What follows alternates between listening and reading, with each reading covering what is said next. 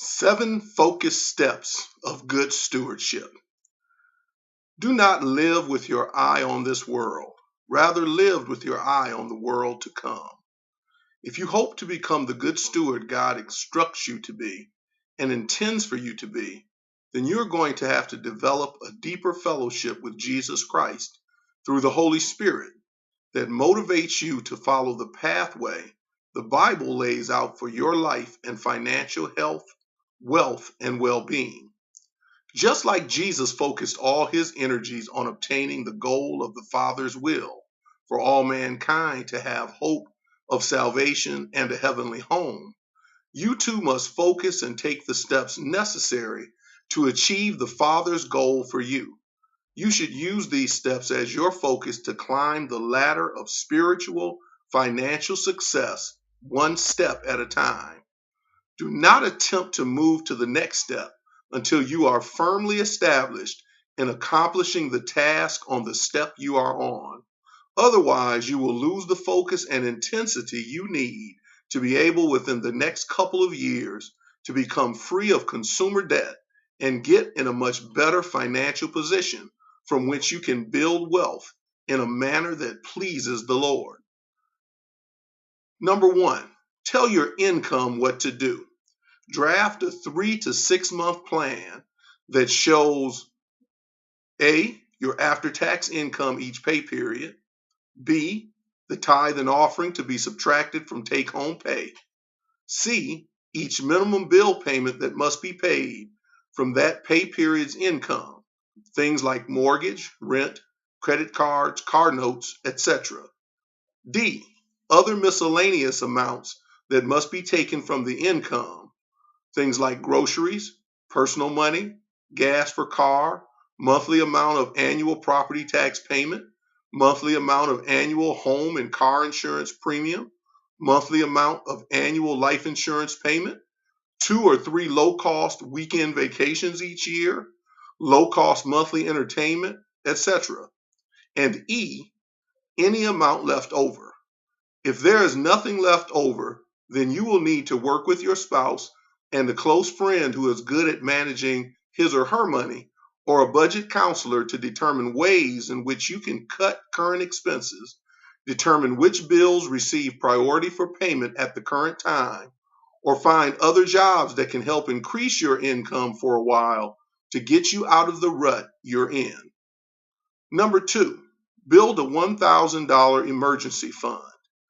Use any amount left over and other assets to build or establish in a government-guaranteed savings or money management account or emergency fund equal to $1,000. This will help you stop turning to credit cards and loans to take care of problems and emergencies. You will get on the right path to using cash instead of burdening your future with debt. Number 3, pay off all non-mortgage loans that charge interest. Chances are that these credit cards, car loans, personal loans, etc., charge interest that is well above what you can earn in savings or money market accounts. Thus, after you have built the $1,000 emergency fund, you should use the amount left over during each pay period to pay off your smallest debt. Then move to the next smallest debt and so on until you have finally paid off all your debts. The only time you break this cycle is if you have an emergency that needs immediate attention and you must use money in your emergency fund.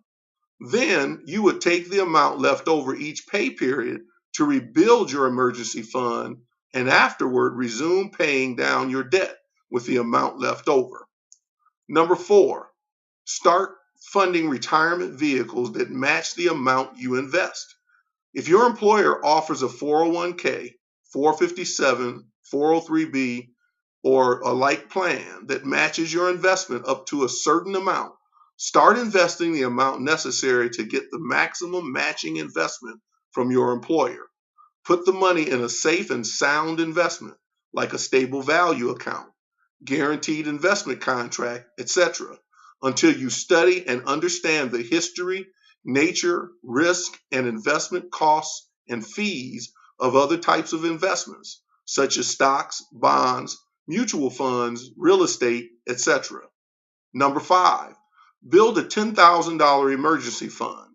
After all non-housing loans are paid off, use the amount left over each pay period, which now should be much larger, to build your emergency fund to $10,000. Number 6, pay off your home loans. Use the amount left over each month toward principal payoff of your mortgage until it is fully paid off. Commit to not purchasing another house until at least 5 to 7 years after you have paid off your current mortgages. If you have a desire to purchase another home, set the purchase as a faith goal to pursue on a debt-free basis using the equity in your current home and savings that you are able to build each month after your current mortgage is paid off. Remember, contentment and deferred gratification pay off more in the end than encumbering yourself further in debt. Number 7, increase your giving and investments. At this point, the amount left over should be huge because it includes the amount you use to pay on your mortgage. Consider increasing your free will offering as thanks to God for helping you reach the goal of total debt freedom and an ability to fund kingdom building to a much greater degree.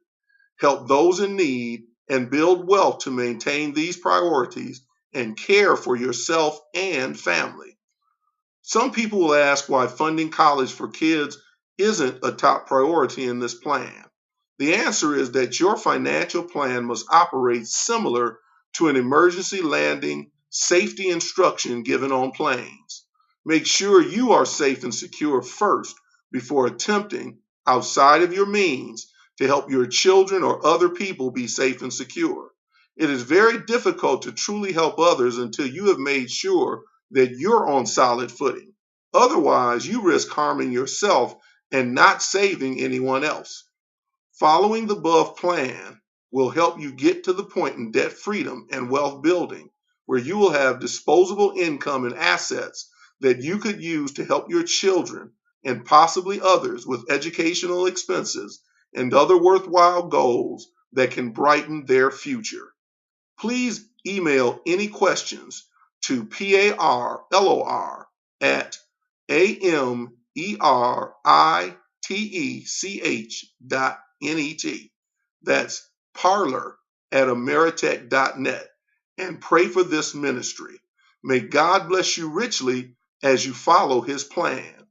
Scriptures that you can read in conjunction with listening to this video again are Revelations chapter 4 verse 11, 1 Timothy chapter 6 verses 9 through 17, Matthew chapter 23 verse 23, Hebrews chapter 7 verse 8, Habakkuk chapter 2 verses 2 through 4, Proverbs chapter 21 verse 20, Luke chapter 6 verse 38, and Luke chapter 14 verses 28 through 30. Please forward these bondage-breaking articles to other people who also can use helpful insight. May God bless you richly as you follow his plan.